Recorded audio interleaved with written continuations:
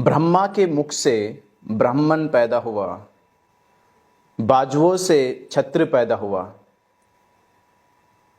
पेट से वैश्य पैदा हुआ और पैरों से शूद्र पैदा हुआ। वैसे तो ब्रह्मा ने सृष्टि को चलाने के लिए मनुष्यों को पैदा करा। मनुष्यों में भी किसको?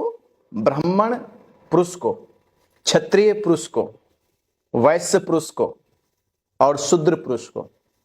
तो फिर ब्रह्मा ने जब स्त्री पैदा ही नहीं करी है तो स्त्री आई कहां से?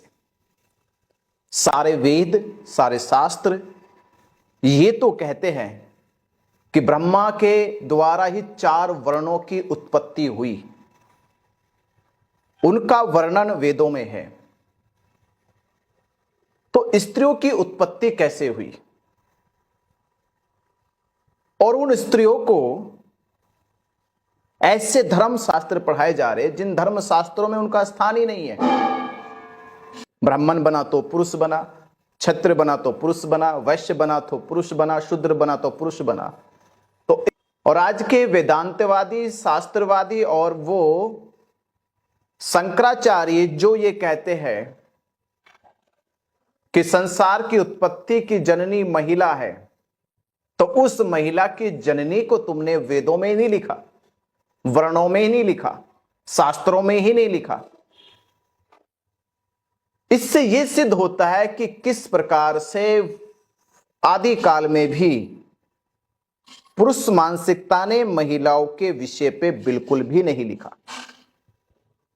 और वो महिलाएं आज जो अपने आप को ऐसे शास्त्रों को पढ़कर गौरवान्वित महसूस कर रही है, ये शर्मनाक बात है। उन महिलाओं को सवाल उठाना चाहिए कि ये ब्राह्मण की बात हुई है, क्षत्रिय की बात हुई है, वैश्य की बात हुई, शूद्र की बात हुई, स्त्री की बात क्यों नहीं हुई?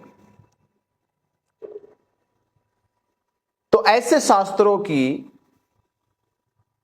जो असमानतावादी स्त्री और पुरुष को लेकर जो सोच निर्मित हुई, उस सोच का असर आज भी महिलाओं के ऊपर पड़ा है।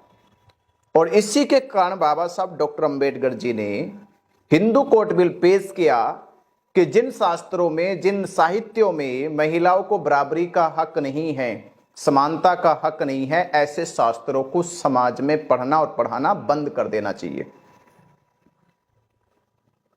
जिन शास्त्रों में महिलाओं को लिखा ही नहीं गया है, बताया ही नहीं गया, तो ऐसे शास्त्रों से कैसे एक श्रेष्ठ और एक अखंड समाज का निर्माण हो सकता है?